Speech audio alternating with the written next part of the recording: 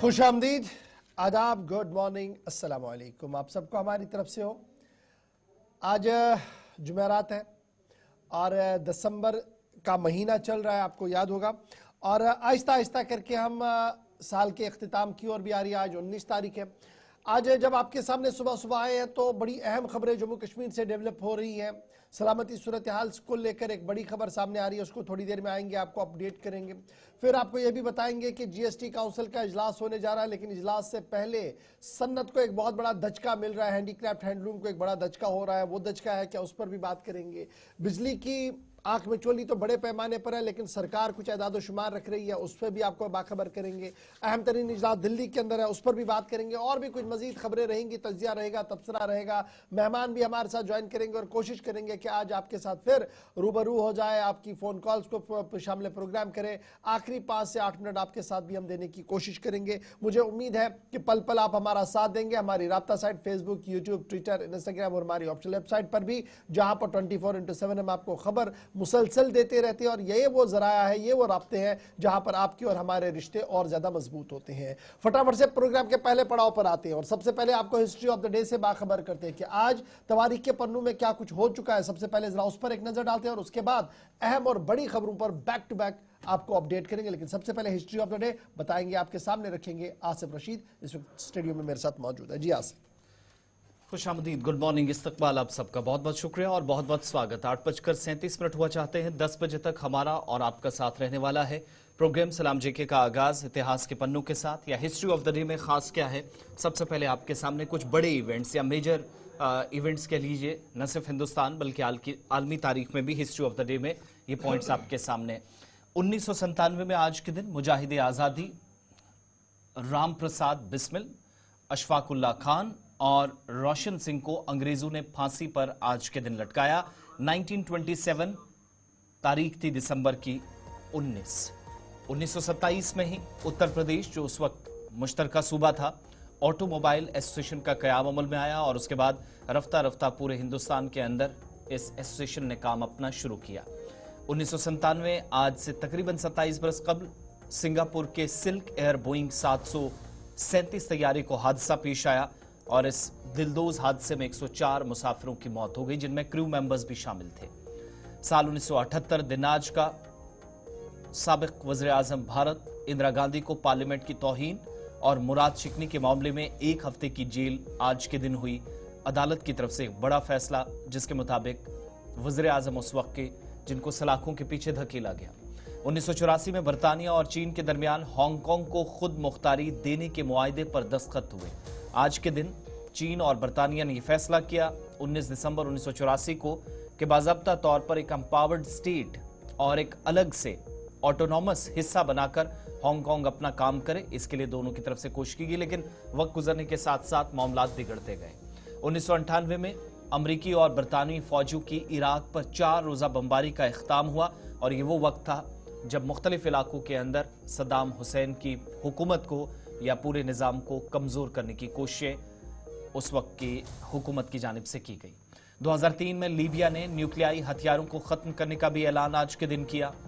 1983 में ब्राज़ील शहर Rio de Janeiro से फुटबॉल की फीफा कप की चोरी आज के दिन हुई थी और बाद में जाकर बड़ी कार्रवाई हुई। कई लोग जो आज भी जेलों में हैं, कहा जाता है कि पूरे मुल्क के खिलाफ एक बड़ी साजिश उस वक्त रची गई और 2025 भी जब आ रहा है तब भी 47 के करीब अभी भी इस केस में लोग जो जेलों में बंद हैं। 1934 में भारत की पहली खातून सदर प्रतिभा देवी सिंह पाटिल की पैदाइश हुई, जो सदर भी बाद में हिंदुस्तान की बनी। 1934 में पैदाइश आज के दिन उनकी हुई। 1860 भारत में 1848 से 1856 तक गवर्नर जनरल रहे लॉर्ड डलहौजी का इंतकाल आज के दिन हुआ। 19 दिसंबर 1860। 1934 में भारत की पहली खातून सदर प्रतिभा देवी सिंह पाटिल की पैदाइश, जैसे मैंने शुरुआत में बताया, और आज के दिन गवर्नर जनरल रहे लॉर्ड डलहौजी का इंतकाल। ये दोनों वाकयात आज के दिन हुए हैं। और 1154 में किंग हेनरी दोम बरतानिया के बादशाह बने, किंग इनको बनाया गया। और वो जो सिलसिला चल रहा है आज के वक्त में भी, जिसमें आप देखते हैं कि 2 हिस्सों में ये खानदान बटा है, ये उस वक्त भी आज से 1000 साल पहले भी रिवायत कायम रखा हुआ था। हिस्ट्री ऑफ द डे में ये चंद बड़ी बातें थी, अहम तरीन वाकयात जो आपके सामने रखे हैं। फॉर्मेट के मुताबिक आगे बढ़ेंगे और आज मकामी सतह की खबरें सबसे पहले हमारी तरजीहात में हमारी प्राथमिकता है जो आप तक पहुंचेंगे। प्रोग्राम सलाम जेके का आगाज साउथ कश्मीर की एक खबर के साथ होगा, जहां पर सिक्योरिटी फोर्सेज और मिलिटेंटों के दरमियान मिलिटेंटों की हलाकत की भी अभी तक इतलात मौसूल हो रही है, जिसकी कंफर्मेशन होना बाकी है। लेकिन जनूबी जिला कुलगाम की बिहीबाग इलाके में गुज़श्ता तकरीबन 5-5.5 घंटों से एक बड़ा ऑपरेशन चल रहा है, जिसमें इतलात के मुताबिक दोनों तरफ से गोलियां चली हैं। फौज के कुछ जवानों के जख्मी होने की भी जो अभी तक गैर मुसद्दिका इतलात है मौसूल हो रही हैं, लेकिन इलाके के अंदर ऑफिशियली अभी तक इस ऑपरेशन को कॉल्ड ऑफ नहीं किया गया है। बड़ी खबर हम साउथ कश्मीर के कुलगाम इलाके से आपके सामने रख रहे हैं, जहां पर आज सुबह सिक्योरिटी एजेंसीज ने मुश्तरका ऑपरेशन चलाया है। यानी जम्मू कश्मीर पुलिस, राष्ट्रीय राइफल और दीगर इदारों की तरफ से मुश्तरका ऑपरेशन तब चलाया गया जब बिहीबाग इलाके के अंदर मुश्तबह मिलिटेंटों के छुपे होने की खबर सिक्योरिटी एजेंसीज को मिली थी, जिसके बाद आज सुबह कड़ाके की ठंड के बीच इस ऑपरेशन को शुरू किया गया है। और इब्तिदाई खबरों के मुताबिक 5 मिलिटेंट मारे गए हैं। सोबा कश्मीर का अगर आप देखेंगे रवा साल के दौरान सबसे बड़ा ऑपरेशन ये होगा, जहां पर एक ही ऑपरेशन में 5 मिलिटेंट के मारे जाने की खबर इस वक्त सामने आ रही है। और इतला सिक्योरिटी एजेंसीज को पहले ये थी कि 4 से 5 मिलिटेंट इस इलाके बिहीबाग इलाके के अंदर मौजूद है, जिसके बाद सिक्योरिटी ऑपरेशन शुरू किया गया था। और इब्तिदाई खबरों के मुताबिक 5 अदम शिनाख्तशुदा मिलिटेंटों की हिलाकत हो चुकी है। साउथ कश्मीर का कुलगाम का इलाका है। मुख्तलिफ खबर रसा इदारों और ज़रा के मुताबिक स्पेशल ऑपरेशन ग्रुप की तरफ से जो टीम बनाई गई थी, उन्होंने ये कॉर्डिनेट सर्च ऑपरेशन चलाया तब जब ये इत्तला उन्हें मिली थी कि मिलिटेंट वहां पर छुपे बैठे। और जो ही मिलिटेंट उस मकाम पर पहुंचे, सिक्योरिटी एजेंसियां उस मकाम पर पहुंची जहां पर मिलिटेंट छुपे बैठे थे, तो मिलिटेंटों की तरफ से गोली चलाई गई है, जिसका जवाब दिया गया है। इब्तिदाई खबरों के मुताबिक 5 अदम शिनाख्तशुदा मिलिटेंटों की हिलाकत की तस्दीक हो रही है। अगरचे पुलिस की तरफ से अभी इसका वजाहती बयान आना बाकी है, लेकिन जो सिक्योरिटी ज़राया हमारे हैं वो इस बात की तस्दीक कर रहे हैं कि इस ऑपरेशन में जो पिछले 3-4 घंटों से इस वसी इलाके के अंदर जारी था, इसमें अब तक वो 5 मिलिटेंट मार गिराए गए हैं, जिनके बारे में सिक्योरिटी एजेंसीज को कहीं ना कहीं यह इतला थी कि वो इस इलाके के अंदर मौजूद है। कड़ाके की ठंड के बीच सुबह सुबह यह ऑपरेशन शुरू किया गया था, जो ताहाल भी अभी भी जारी है। अगरचे 5 मिलिटेंटों के मारे जाने की भी खबर सामने आ रही है। अब्दुल हमीद हमारे नुमाइंदा कुलगाम से इस वक्त हमारे साथ ज्वाइन कर चुके हैं। अब्दुल हमीद, ये किस इलाके के अंदर ये ऑपरेशन है जो ये बताया जा रहा है कि बिहीबाग का इलाका है? क्या ये मुकम्मल तौर पर रिहायशी इलाका है? और ये जो 5 मिलिटेंटों के मारे जाने की खबर सुबह सुबह आई है, क्या ये कोई रिहायशी घर था जहां पर ये मिलिटेंट पनाह लिए हुए थे? हाँ जी, ये बीबाग एरिया का इलाका है जो कि बीबाग थाने के अंदर पड़ता है। ये काडर इलाका है जो कि कुलगाम से तकरीबन 8 किलोमीटर की दूरी पर ये गांव आबाद है, जहां पे रात के 1 बजे के करीब वहां पे घेराव किया गया, जहां पे सिक्योरिटी फोर्स को ये इत्तला थी कि कई सारे मिलिटेंट गांव के अंदर छुपे बैठे हैं और उन्होंने उसको पूरी तरह से घेराव कर दिया। उसके बाद 1:30 बजे के करीब वहां पे एक मुठभेड़ शुरू हो जाती, जहां पर सर्च ऑपरेशन चलाया गया, जहां पे मिलिटेंट छुपे बैठे। जो ही फोर्सेस वहां पे पहुंची तो वहां पे एक मुठभेड़ शुरू हो गया। अगरचे उनको सरेंडर करने की भी एक मौका फराहम किया गया था, मगर मिलिटेंटों ने उसको ठुकराते हुए गोलियों का तबादला वहां पे शुरू हो गया और तकरीबन 7 बजे सुबह के करीब वहां पे मुठभेड़ जारी थी। और सुबह उसके बाद सोर्स से हमें पता चला कि 5 मिलिटेंट इस एनकाउंटर में मारे जा चुके हैं और 2 आर्मी पर्सनल इसमें जख्मी भी बताए जा रहे हैं। अभी पूरी तरह से अगर पुलिस की तरफ से इसकी तस्दीक नहीं हुई है, मगर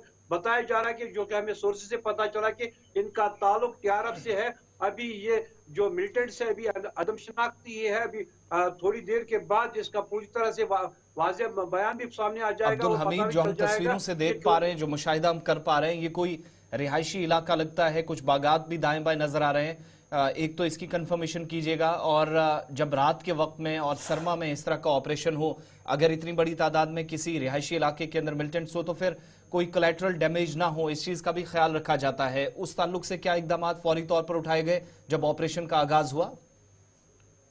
हाँ, जब ये इलाका पूरी तरह से रिहायशी है और बागात भी है वहां पे, जहाँ पे इनकाउंटर शुरू हो गया, जो आस पड़ोस के लोग हैं उनको वहां से सेफली तरीके से निकाल दिया गया है।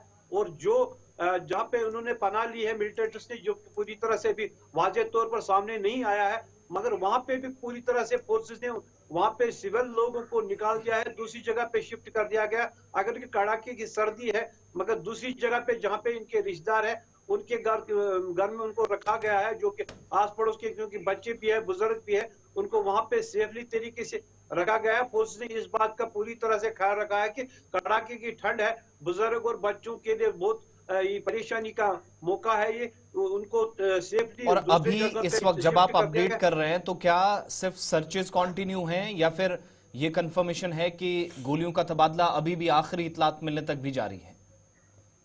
नहीं, सुबह 7 बजे तक वो गोलियों का तबादला जो था वो कंटिन्यू था, मगर इस वक्त जो है पूरी तरह से गोलियों का तबादला थम गया है। दोनों तरफ के दरमियान जो बंदूक है खामोश है, मगर यहाँ पे यही इतला है कि 5 मिलिटेंट मारे जा चुके हैं और 2 आर्मी पर्सनल इसमें जख्मी बताए जा रहे हैं। जी बहुत बहुत शुक्रिया अब्दुल हमीद हमारे साथ ज्वाइन करने के लिए। फिलहाल बड़ी खबर जनूबी कश्मीर के कुलगाम के बिहीबाग इलाके से, जहां पर सिक्योरिटी एजेंसीज का बड़ा ऑपरेशन इस वक्त जारी है और इस ऑपरेशन के दौरान 5 मिलिटेंटों के मारे जाने की खबर भी सामने आ रही है। अगरचे पुलिस की तरफ से अभी इसकी तस्दीक होना बाकी है, लेकिन जराया हमारे जो सिक्योरिटी एजेंसीज के अंदर है, इंटेलिजेंस एजेंसीज के अंदर है, वो इस बात की तस्दीक कर रहे हैं कि पांचों का ताल्लुक ममनुआ तंजीम टीआरएफ से बताया गया है और पांचों के बारे में अभी शिनाख्त होना बाकी है। इतला यही थी कि 4 से 5 मिलिटेंटों का एक ग्रुप पिछले कई दिनों से इस इलाके के अंदर मौजूद था, जिसके बाद एजेंसीज ने एक मुश्तरका ऑपरेशन शुरू किया और अभी थोड़ी देर पहले यह ऑपरेशन लगभग कंप्लीट हो गया है, जब 5 मिलिटेंटों के मारे जाने की खबर भी सामने आई है। ताहम तमाम खारजी और दाखिली रास्ते अभी भी बीबा के इस इलाके के अंदर बंद कर दिए गए हैं। किसी को अंदर और बाहर आने की इजाजत नहीं है। सिक्योरिटी एजेंसियां पूरी तरह से इंश्योर होना चाहते हैं कि जहां पर यह झड़प इख्तिताम पजीर हो रही है वहां पर मजीद कोई गोला बारूद ना हो, कोई किसी तरीके का कोई चीज वहां पर ना रहे, इसलिए अभी भी सर्च ऑपरेशन आसपास में जो है वो चलाया जा रहा है। फिलहाल बड़ी खबर कि बड़ी कामयाबी सिक्योरिटी एजेंसीज को जम्मू कश्मीर से मिली है, जहां पर 5 मिलिटेंटों के मारे जाने की खबर अभी तक सामने आ रही है और ये पांचों का ताल्लुक जो है पुलिस की तरफ से भी बयान जारी होगा। तफसीलात सामने आएंगी कि कितना हथियार मिला है, कौन लोग ये है, क्योंकि अभी तक जो खबर है वो यही है कि अदम शिनाख्तशुदा 5 मिलिटेंट मारे गए हैं, जिनके बारे में मजीद तफसीलात का हमें इंतजार रहेगा।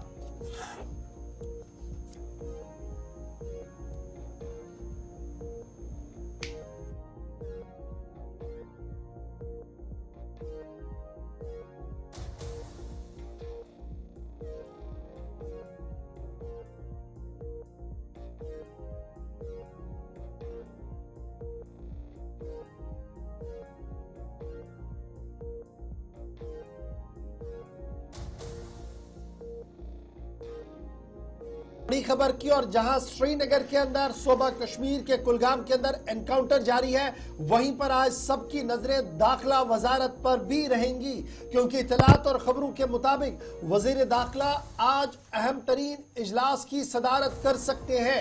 नई दिल्ली से मौसूला इतलात के मुताबिक दिल्ली में जम्मू कश्मीर की सलामती सूरत हाल को लेकर अहम तरीन इजलास मुतवक्का है और इस इजलास के सदारत जहां दाखिला वजीर अमित शाह करने जा रहे हैं, वहीं पर दाखिला सेक्रेटरी मौजूद रहेंगे। जम्मू कश्मीर के लेफ्टिनेंट गवर्नर मनोज सिन्हा जो नई दिल्ली के अंदर पहले ही मौजूद है, वो भी इस मीटिंग के अंदर मौजूद हो सकते हैं। इस तरीके की इतलात और खबर सामने आ रही है।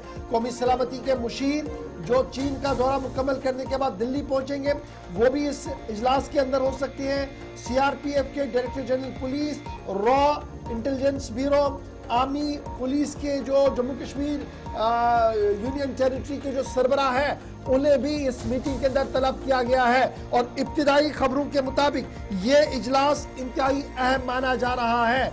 साल 2025 के अंदर सिक्योरिटी रिव्यू के हवाले से ये मीटिंग रखी गई है। 24 इख्तिताम पजीर है, 25 की आमद है और 25 के अंदर सलामती सूरत हाल मुकम्मल तौर पर कंट्रोल के अंदर रहे, किसी जगह पर कोई भी सूरत हाल खराब ना हो, इस जिम्मन में एक हिकमत अमली को तरतीब दिया जाएगा। सिक्योरिटी रोड मैप आज तैयार करने की बात कही जा रही है। ये पहला इजलास होगा सितंबर में, जब जम्मू कश्मीर के अंदर अवामी मुंतखबा हुकूमत बनी तो ये पहला इजलास होगा उसके बाद जिसकी सदारत वजीर दाखिला अमित शाह कर रहे हैं। दाखिला सेक्रेटरी, पुलिस और ज़राया के मुताबिक दीगर एजेंसियों के सरबराहान को भी इस इजलास के अंदर तलब कर दिया गया है। लेफ्टिनेंट गवर्नर मनोज सिन्हा जो नई दिल्ली के अंदर मौजूद है, चीफ सेक्रेटरी और दीगर अमला जो है वो इस मीटिंग के अंदर मौजूद रहेगा और सलामती सूरत हाल के हवाले से इस इजलास को इंतहाई अहम माना जा रहा है। याद रखिएगा, एक तरफ से आज इजलास हो रहा है और दूसरी तरफ से 5 मिलिटेंटों की हिलाकत भी आज सुबह हुई है। कुल मिलाकर जब आप मुतवातिर तौर पर पिछले कई सालों का रिकॉर्ड खंगालेंगे तो सलामती सूरत हाल में कदरे बेहतरी आपको नजर आएगी।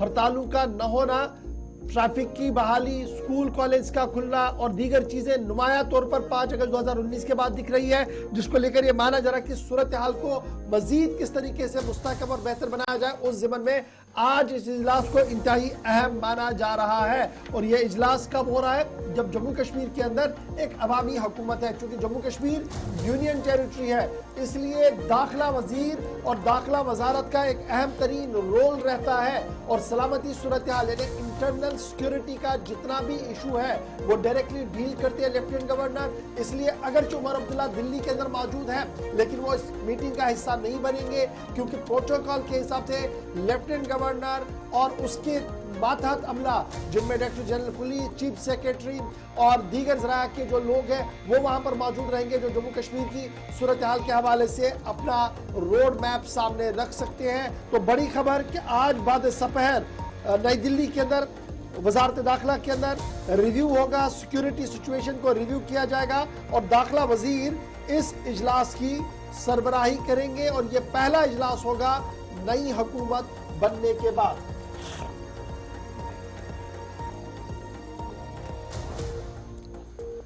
चलिए, वक्त एक छोटे से ब्रेक का है। इस मीटिंग के ताल्लुक से मुसलसल अपडेट आती रहेंगी तो आपको बताएंगे कि दारुल हुकूमत दिल्ली में पेशरफ्त क्या होती है।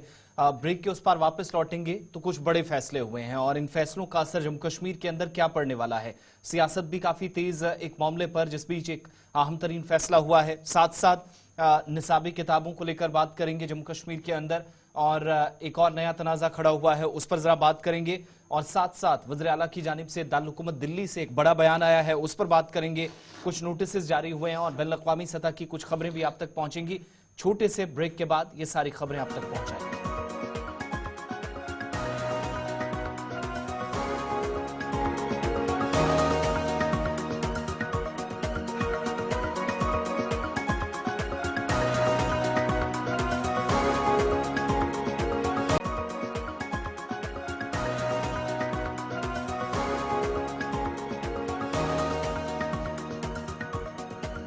ब्रेक के बाद इस्तकबाल आप सबका प्रोग्राम सलाम जी के आप देख रहे हैं। दूसरे पड़ाव में हम दाखिल हुए हैं, 9 बज रहे हैं और अब जरा बात उस कमीशन के ताल्लुक से करेंगे जिसकी मुद्दत खत्म होने के बाद ये तवक्को की जा रही थी कि इस कमीशन को मजीद वक्त मिलेगा, इसमें तौसीक की जाएगी।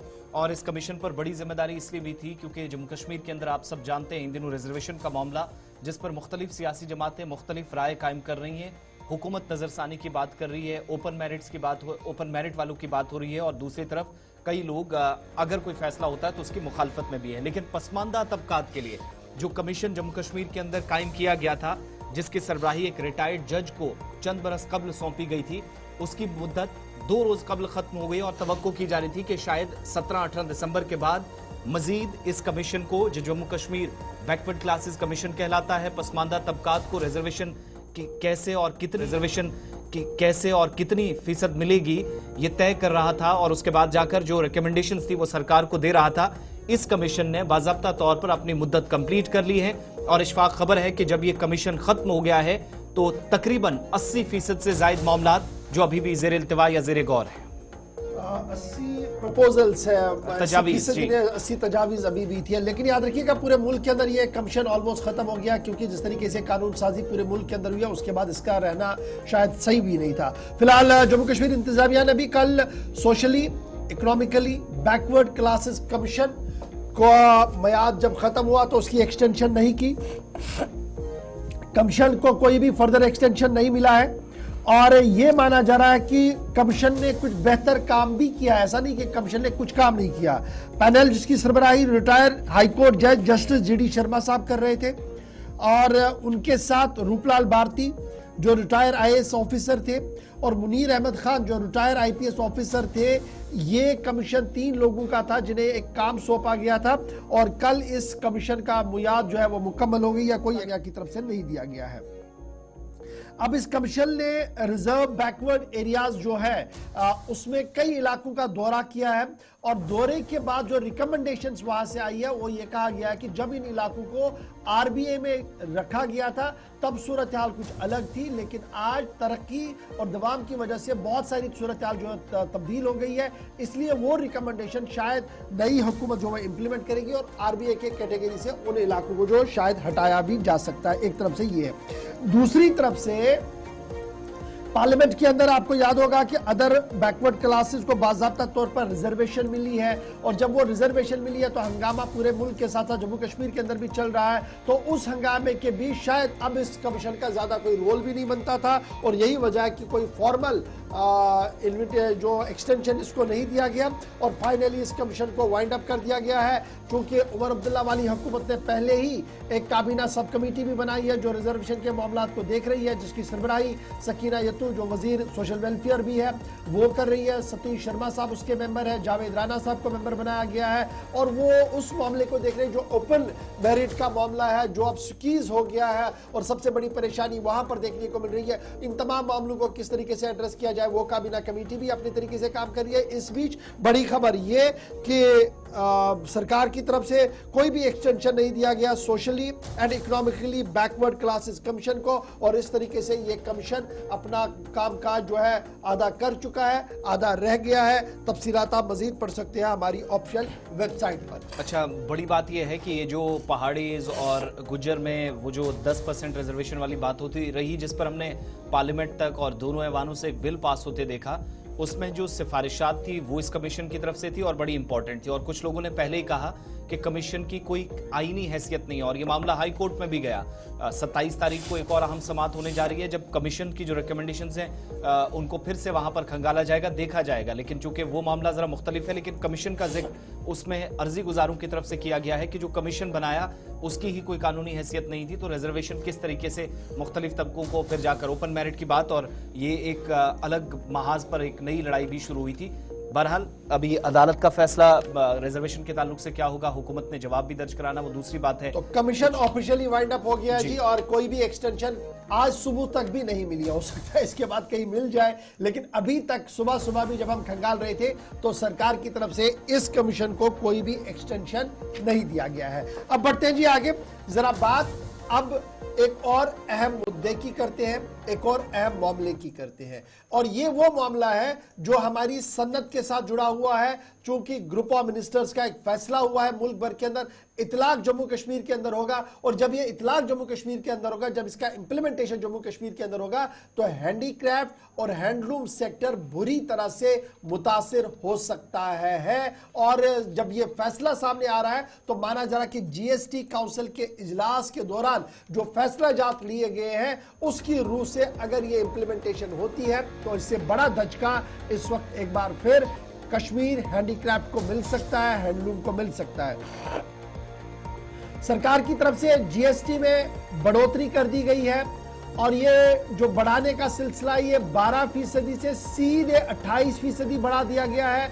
कश्मीरी शॉल्स पर जीएसटी बढ़ा देने का मामला सामने आया है और जब ये मामला सामने आया तो इससे ये साफ लग रहा है कि कश्मीरी हैंडमेड शॉल जो है उन्हें बुरी तरह से दचका लग सकता है इस पूरे मामले पर। याद रखिएगा ग्रुप ऑफ मिनिस्टर्स को बनाया गया था जिन्होंने रैशनलाइजेशन ऑफ रेट्स को लेकर एक मीटिंग की है, जिसके बाद उन्होंने यह फैसला लिया कि जीएसटी के इतलाक को बढ़ाया जाए, जीएसटी का मामला जो है वो बढ़ाया जाए जम्मू कश्मीर के इन तमाम शॉलों पर जो इस वक्त मुल्क भर और दुनिया भर के अंदर भेजे जाते हैं। इस प्रपोजल को डिस्कशन के लिए रखा गया है 55 जो जीएसटी काउंसिल की मीटिंग 21 दिसंबर को जैसलमेर के अंदर होने हैं। यानी आज 19 तारीख है, कल 20 है, परसों 21 तारीख है। 21 तारीख के एजेंडे में इसको रखा गया है कि वहां पर इसको क्लियरेंस मिल सकती है। और ये जो ग्रुप ऑफ मिनिस्टर्स है उन्होंने ये प्रपोज किया कि इन शॉलों पर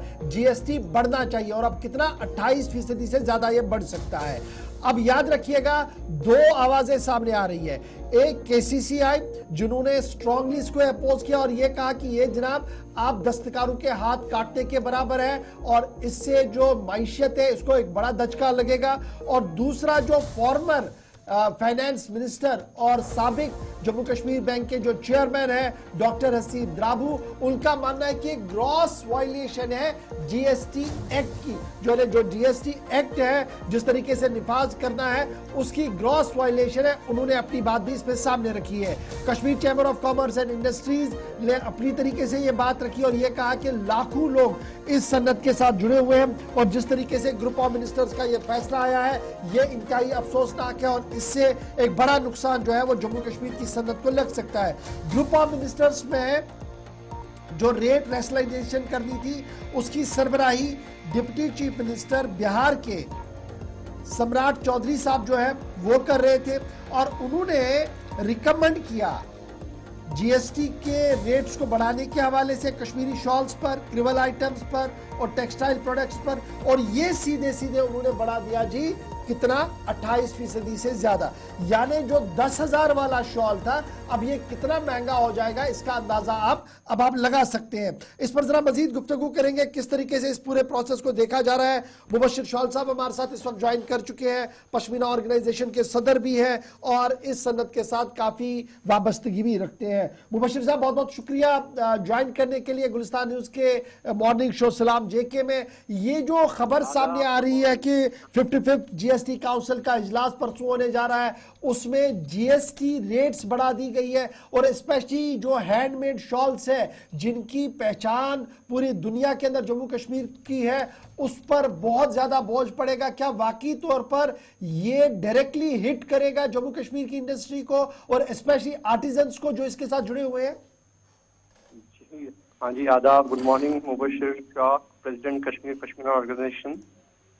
हमने जब भी ये न्यूज़ हमारे पास आई तब से हम बड़े चौकन्ने हो गए हैं और हमने हर दफ्तर को खड़काया, सीएम साहब के पास गए, मनोज सिन्हा साहब को रिप्रेजेंटेशन भेजी, एलजी साहब को, जीएसटी काउंसिल को लिखा, कश्मीर चैम्बर ने हमारा बहुत साथ दिया है, वो भी इसको आगे बढ़ा रहे हैं। इससे पूरी सनद ही खत्म हो जाएगी। 28% मीन्स अगर 50,000 का शॉल है तो इस पे लगभग 6,000 रुपया टैक्स देना पड़ेगा। ये तो कस्टमर पे बहुत भारी पड़ता है। ये पहले ही से एक हैंडलूम इंडस्ट्री है, हैंडीक्राफ्ट इंडस्ट्री है। हम पहले ही से बोल रहे हैं कि हैंडलूम और हैंडीक्राफ्ट में जैसे बाकी जगह बाकी आर्टिकल्स पे कहीं पे जीएसटी है नहीं या मिनिमल जीएसटी 2% या 5% है। इसको इस टेक्सटाइल्स और मेडअप्स में से हटाकर इसका HSN कोड जो है पश्मीना शॉल का, इसको चेंज करें, इसको हैंडलूम्स में लाया जाए, उससे ये सनद बच सकती है। 28% ये इंडस्ट्री नहीं ले सकती है क्योंकि इसका वजन जो है हर कोई पश्मीना शॉल में कारीगरी होती है जी। ये लाखों में इसका प्राइस 10,000 से मिनिमम बड़ा हो जाता है, प्राइस स्टार्ट होता है। So 28% is a big GST. It's like luxury product में इसको डाला है, जैसे BMW है या सिगरेट्स में डाला है जो थिन प्रोडक्ट्स।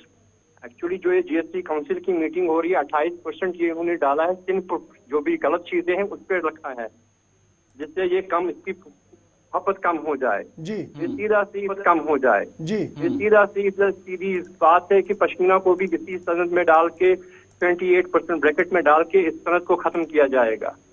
तो ये बताइएगा मुबशिर साहब, आपने कहा कि ये जब ये सिलसिला चला था, जब ग्रुप ऑफ मिनिस्टर्स को बनाया गया था, क्या उस ग्रुप ऑफ मिनिस्टर्स ने कोई ऑफिशियल मीटिंग स्टेक होल्डर्स के साथ की है या डिपार्टमेंट वाइज कोई मीटिंग? कोई मीटिंग नहीं है, नो इंटीमेशन है, कुछ भी नहीं हमको था। ये हमको अखबार से ही पता चला कि ये होने वाला है जी। हम इसको फॉलो कर रहे हैं एक्चुअली 5 से 6 साल से कि पश्मीना को 12% से हटा के 5% पे लाया जाए। जैसे हमारे कश्मीरी कारपेट है, बाकी हैंडीक्राफ्ट है, वो 5% पे है। पश्मीना शॉल ही एक ऐसी चीज थी जिसको 12% है, हैंडीक्राफ्ट में हाईएस्ट लगा था। हम ये पहले ही बोल रहे हैं जी इसको कम करे और यहाँ से ये न्यूज आ गई कि इसको बढ़ा के 28% करे। ये तो पूरा झटका है। ये इंडस्ट्री खत्म हो जाएगी, हमारे कारीगर बेरोजगार हो जाएंगे। अच्छा जी, जी। मुबशिर साहब, बड़ा इंपॉर्टेंट ये भी आपने कहा कि आपने लेफ्टिनेंट गवर्नर का दरवाजा भी खटखटाया, राजभवन तक भी जाने की कोशिश की, तो क्या कोई एश्योरेंस वहां पर मिली थी कि इस मैटर को टेकअप किया जाएगा मरकजी वजारत खजाना के साथ? उन्होंने बोला हाँ, हमारे सीएम साहब ने भी बोला मैं खुद ये जीएसटी काउंसिल में उठाऊंगा। उसने भी प्रॉमिस हमको किया है, मनोज सिन्हा साहब ने भी प्रॉमिस किया है कि we will look into this. Now we are hopeful कि कुछ ना कुछ हो जाएगा। परसों जो मीटिंग है, इसको पश्मीना को ये छुए ना, इसको कुछ ना हो। अच्छा मुबशिर साहब, फिर ऑप्शंस क्या बचते हैं और कोई क्या रास्ता है इतना कम ऑप्शन कलील कुछ वक्त नहीं में? बचते हैं। सारे कारीगरों को आई थिंक सड़क पे आके धरना देना पड़ेगा, कुछ करना पड़ेगा। इसको जो HSN कोड है, इसको मेड अप और टेक्सटाइल में से निकाल के हैंडलूम सेक्टर में डालना है, जिसको मिनिमल GST है। We have been asking the GST council to remove the pashmina shawl and change it HSN code from readymade अप्स एंड रेडीमेड गारमेंट में से निकाल के इसको हैंडीक्राफ्ट एंड हैंडलूम सेक्टर में डाल के 5% GST पे लाना है। इसके लिए हमको पूरे, अगर हर जगह रोज धरना भी देना पड़े, वी आर तैयार for this, we have to do this. बहुत शुक्रिया जी हमारे साथ मुबशिर साहब ज्वाइन करने के लिए।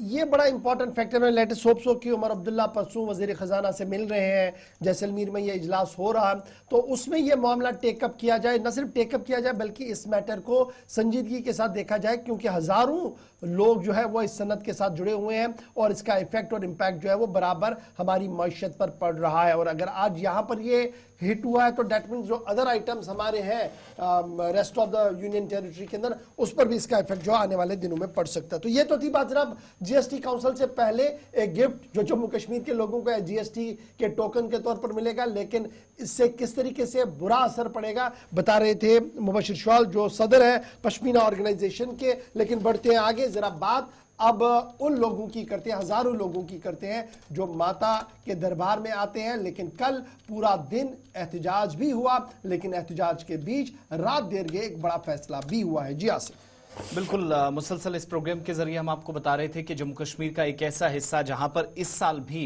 1 करोड़ से ज्यादा उन लोगों की तादाद हो गई है जो माता के दरबार में आते हैं, यानी वो तमाम लोग जो कटरा दर्शन के लिए पहुंच रहे थे। लेकिन इन सब के बीच में मुश्किलात थी, परेशानियां थी, रोपवे प्रोजेक्ट पर नाराजगी थी, एहतजाजी मुजाहिरे देखे, हड़ताल देखी, श्राइन बोर्ड से नाराजगी देखी।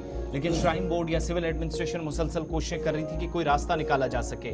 कल मुकम्मल तौर पर बंद रहा और इन सब के बीच में मकामी इंतजामिया आगे आई, लोकल एडमिनिस्ट्रेशन आगे आई और तमाम स्टेक होल्डर्स को कॉन्फिडेंस में लिया, उनके साथ तबादला ख्याल हुआ, मीटिंग्स हुई, बैक टू बैक गुफ्तो शरीफ का एक सिलसिला चला और कटरा के अंदर बिलाखिर कटरा रोपवे मंसूबे पर 23 तारीख तक सरकार ने जब यकीन दहानी कराई या एडमिनिस्ट्रेटिव पार्ट पर तमाम लोगों को, बिलखुसूस संघर्ष समिति जो माता वैष्णो देवी संघर्ष समिति कहलाती है उसकी कॉल पर ही, चूंकि ये सारा बंद का सिलसिला और ये जो हड़तालें आप देख रहे थे, यहां से आगे सहूलियात कैसे बहाल होंगी, काम कैसे होगा, बहुत कम वक्त है और आइंदा 3 से 4 रोज के अंदर यानी बिफोर 23 दिसंबर सरकार को ये सोचना है कि रास्ता क्या निकाला जा सकता है। ये तमाम लोग जो कल मुख्तलिफ किस्म के बैनर्स और प्ले कार्ड्स उठाए हुए थे, प्रोटेस्टर्स थे, एहतजाज कर रहे थे और बता रहे थे कि सरकार उनकी मान नहीं रही और ये जो मंसूबा बन रहा है एक बड़ी आबादी को बाईपास करके उनके रोजगार को, उनकी रोजी रोटी को लात मार के इस तरह का फैसला लिया गया है। लेकिन दूसरी तरफ सरकार का अपना वर्जन था कि सहूलियात जरूरी हैं, दौरे जदीद में हम हैं, इकदाम उठाने जरूरी हैं और तमाम लोगों को साथ लेकर चला जाए। लेकिन फिलहाल इस एहतजाज को मुलतवी किया गया है, खत्म किया गया है। 23 तारीख से आगे क्या होगा ये समझना बहुत जरूरी है। अपने नुमाइंदे के पास चलेंगे, हमारे साथ सोहन कोहली इस वक्त ज्वाइन कर चुके हैं, कटरा से हमारे साथ हैं। सोहन, ये बताइएगा, ये जो बातचीत हुई है, डेलिब्रेशंस हुई हैं, क्या क्या मामलात थे जिनको तय पाए या जिन पर बात करने की कोशिश हुई, और ये जो 3-4 दिन एडमिनिस्ट्रेशन ने लिए हैं, क्या पॉसिबिलिटीज हैं, क्या प्रशासन इन 4 दिनों में करेगा 23 से पहले? यहाँ पे पूरी तौर पे यहाँ पे स्ट्राइक की पूरा ट्रैक बंद करके जुलूस निकालते हुए कटरा से मुख्य बस स्टैंड से होते हुए श्री माता वैष्णो देवी श्राइन बोर्ड के बाहर धरना प्रदर्शन जो कर रहे थे, मगर उसके बाद जो डीसी रियासी विशेष पाल महाजन जी यहाँ पहुंचे और उनकी तरफ से एक आश्वासन मिलता है कि आश्वासन में ये मिलता है कि 15 दिन का टाइम दिया जाए, मगर उससे पहले ही उनकी ट्रांसफर हो जाती है और नए डिप्टी कमिश्नर रियासी में ज्वाइन करते हैं और ज्वाइन करते ही फिर से एक बार जो है वो जो ये लोग स्ट्राइक पे आते हैं और धरना प्रदर्शन करते हैं। कल जो है कि पूरी तरह से घोड़ा पिट्ठू पालकी रेडी दुकानें सारी बंद करके जो कि एक स्ट्राइक तौर पे टोकन स्ट्राइक पे ये उतरे थे। और श्री माता वैष्णो देवी जो ट्रैक है, माँ वैष्णो देवी का ट्रैक है, वहां से जुलूस निकालते हुए शालीमार गार्डन से होते हुए मुख्य बाजार से जो श्री माता वैष्णो देवी हेड ऑफिस है उनके बाहर में धरना प्रदर्शन कर रहे थे। और शाम के वक्त जब डिप्टी कमिश्नर रियासी जो कि यहाँ पहुंचती हैं और उन्होंने साफ तौर पे ये कहा कि एक मीटिंग लिस्ट एक होल्डर जो 41 मेंबर कमेटी है उनमें से 6 नुमाइंदे जो है वो डाक मंगल में बैठ के उनके साथ बैठक हुई। और बैठक में उसने डिप्टी कमिश्नर में ये कहा कि मुझे इस बारे में नॉलेज नहीं है क्योंकि मैं नहीं आई हूँ। और उसके बाद जैसे ही आपकी बात सुनी, मैंने आपकी बात सुनी, अभी मैं श्राइन बोर्ड के हाई अथॉरिटी से बात करती हूँ, मुझे 1-2 दिन का वक्त दिया जाए। मगर अभी 23 तारीख तक उन्होंने टाइम दिया, उनकी बात सुनते हुए 23 तारीख तक टाइम दिया। उसके बाद कमेटी फैसला लेगी थी आगे की रणनीति क्या होगी। अच्छा सोहन, ये भी कहा जा रहा है कि कुछ लोग भूख हड़ताल पर भी है, किस हद तक ये खबर सही है? जी बिल्कुल, यहाँ पे जो कमेटी ने फैसला लिया है कि अगर हमारा यहाँ पे अगर फैसला नहीं है तो हम अनशन पे बैठेंगे मुख्य बस स्टैंड पे और श्री माता वैष्णो देवी हेड ऑफिस के बाहर हम भूख हड़ताल पे भी बैठेंगे जब तक हमारा मसला हल नहीं होता है। तब अगर तक हम 23 तारीख तक आइस ब्रेक नहीं होता है, जिस तरीके से कहा जा रहा है कि एक तो 2 बड़ी मेजर डिमांड जो सामने आई है, एक ये जो 4 लेनिंग वाला मामला है इसको भी रोकने की बात हो रही है और रोपवे वाले मामले पर भी सवाल पहले से ही बना हुआ है। तो क्या ये पॉसिबल है कि जो बड़ा मंसूबा कटरा तक ले जाने का है 4 लेनिंग वाले मामला, इसको रोका जा सकता है कहीं पर? क्या आपको लग रहा है कि एडमिनिस्ट्रेटिव इतनी इफेक्टिव हो जाएगी कि इस एहतजाज के बीच इसको बीच रास्ते में ही रोक दिया जाएगा?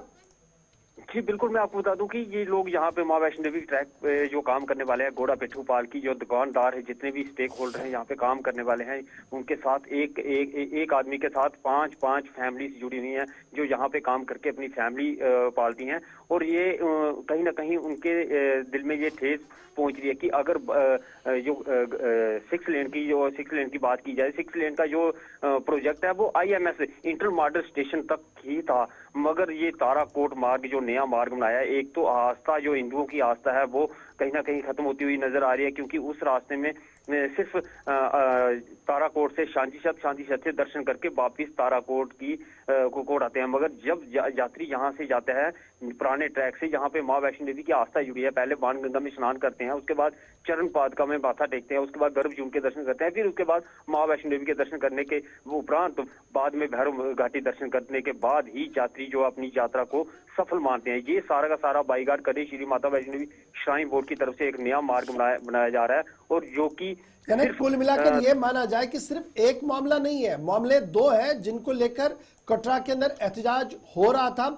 आज रात एहतजाज खत्म कर दिया गया। आज से यात्रियों को हर एक सुविधा वहां पर लोकली मिलेगी, लेकिन 23 तारीख तक फिलहाल ये मामला देखना होगा कि क्या हल हो पाता है नहीं हो पाता है, क्योंकि 23 दिसंबर श्राइन बोर्ड की मीटिंग भी कमिश्नर ने बाज़ाब्ता तौर पर मोहलत मांगी है। जी कटरा के अंदर ये जो सारे मामलात हैं, क्या इन पर कोई डिस्कस लेफ्टिनेंट गवर्नर एडमिनिस्ट्रेशन ने भी सोहन की है? कल ही श्राइन बोर्ड की मीटिंग भी हुई है, इंपॉर्टेंट कुछ प्रोजेक्ट्स हैं जिनको हरी झंडी दिखाई गई है, वहां कोई खबर है? क्योंकि नोटिस में मामला तो है लेकिन कोई डिस्कशन हुआ है वहां पर?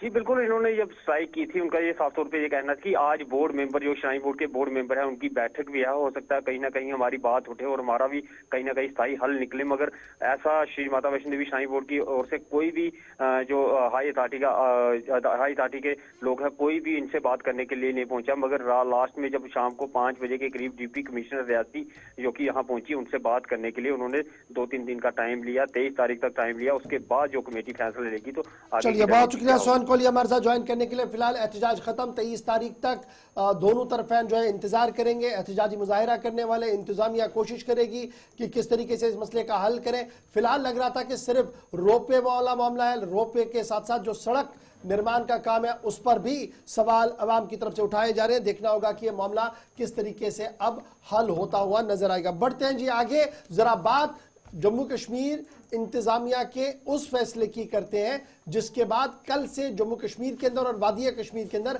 सियासत काफी ज्यादा तेज हो रही है।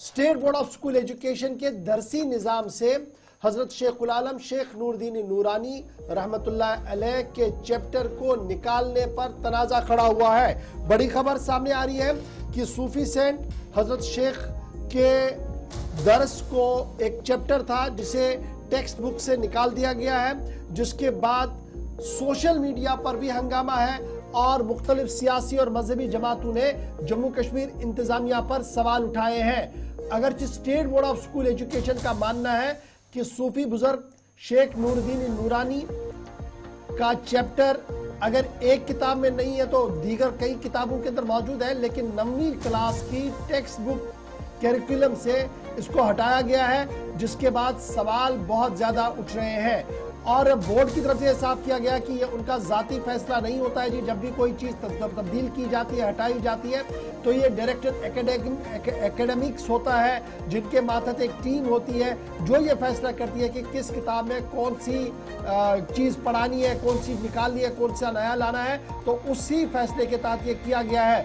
तो फिलहाल जम्मू कश्मीर के अंदर ये नई कल से सियासत चल रही है। सोशल मीडिया पर साबिक मेयर, साबिक डिप्टी मेयर, कई मजहबी पेशवाओं ने जम्मू कश्मीर इंतजामिया के इस फैसले पर सवाल उठाया है और जम्मू कश्मीर इंतजामिया की तरफ से यह साफ कर दिया गया है कि यह मामला state board of school education देख रहा है और उनकी तरफ से यह वजाहत आई है कि एक किताब से जरूर हजरत शेख के चैप्टर को जरूर निकाला गया है, लेकिन दीगर किताबों के अंदर वो मौजूद है। लेकिन उसके बावजूद भी हंगामा बहुत ज्यादा है इस मामले पर कि क्यों क्लास 9th के कैरिकुलम से शेख नूरुद्दीन नूरानी जो अमन, भाईचारे और मोहब्बत का पैगाम हमेशा देते रहे हैं, उनके चैप्टर को निकाला गया है। ये एक नई सीरीज शुरू हो रही है वादी कश्मीर के अंदर और ये माना जा रहा है कि ये जो ट्यूलिप सीरीज 2023 टेक्स्ट बुक है उसमें इस चैप्टर को निकाला गया है, जिसके बाद हंगामा सोशल मीडिया से लेकर अब दीगर जगहों पर साफ नजर आ रहा है, क्योंकि शेख नूरुद्दीन नूरानी अलैहिर्रहमा के चैप्टर को क्लास 9th की टेक्स्ट बुक से अगर निकाला गया है,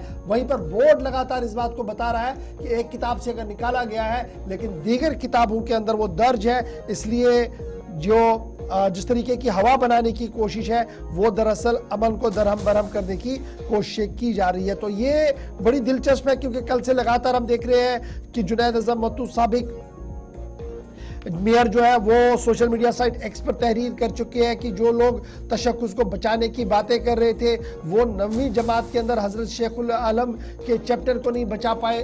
तंजिया अंदाज में उन्होंने लिखा है। साबिक डिप्टी मेयर का भी इसी तरीके का तनज़ आया है सोशल मीडिया पर। फिर मुख्तलिफ मजहबी स्कॉलर्स ने भी इस पर सवाल उठाया है कि इस तरीके के हरकत नहीं होनी चाहिए जिससे मजहबी तौर पर मामला बिगड़ सकता है। ब्रेक का है प्रोग्राम सलाम जी के जारी रहेगा। ब्रेक के उस पार लौटेंगे, कुछ और इंपॉर्टेंट खबरें भी आप तक पहुंचेंगी, वज़ीर आला का स्टेटमेंट भी आपको सुनाना है, दिखाना है और उसके बाद खास मेहमान हमारे साथ ज्वाइन करेंगे स्पेशल सेगमेंट में। आज 1 दर्जन के करीब जो अभी तक हमारी सीरीज चल रही थी उसका एपिसोड मुकम्मल हो जाएगा। खास मेहमान की तरफ भी, आपकी कॉल्स भी और खबरें भी। ब्रेक के उस पार।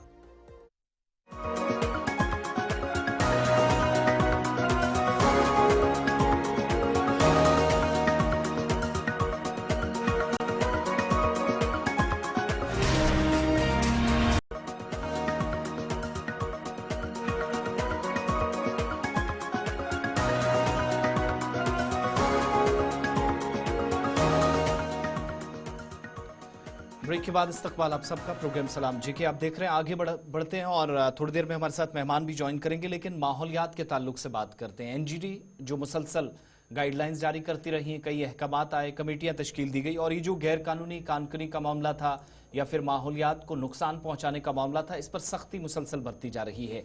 अब ये जो वस्ती कश्मीर के बडगाम में नाला सुखनाग में गैर कानूनी कानकनी या रिवर बेड को एक तरह से नोचा जा रहा था, नुकसान पहुंचाया जा रहा था, एक कमेटी तश्कील दी गई थी। उस कमेटी को बाज़ाब्ता तौर पर जिम्मेदारी ये सौंपी गई है मुतलकीन की जानिब से कि 26 दिसंबर को ये कमेटी साइट का दौरा करेगी, नाला सुखनाग के उस मकाम का दौरा करेगी जहां ये शिकायतें मौसूल हुई थी। स्टेट पोल्यूशन कंट्रोल बोर्ड के जिम्मेदारान है, दीगर इदारों के जिम्मेदारान बीरवा बडगाम के इस दूर दराज इलाके के अंदर जहां पर शिकायत ये थी कि एनजीटी की गाइडलाइंस की धज्जियां उड़ाते हुए या फिर इस इलाके के अंदर धड़ल्ले से गैर कानूनी कानकनी ने शदीद किस्म का पहुंचाना शुरू किया है।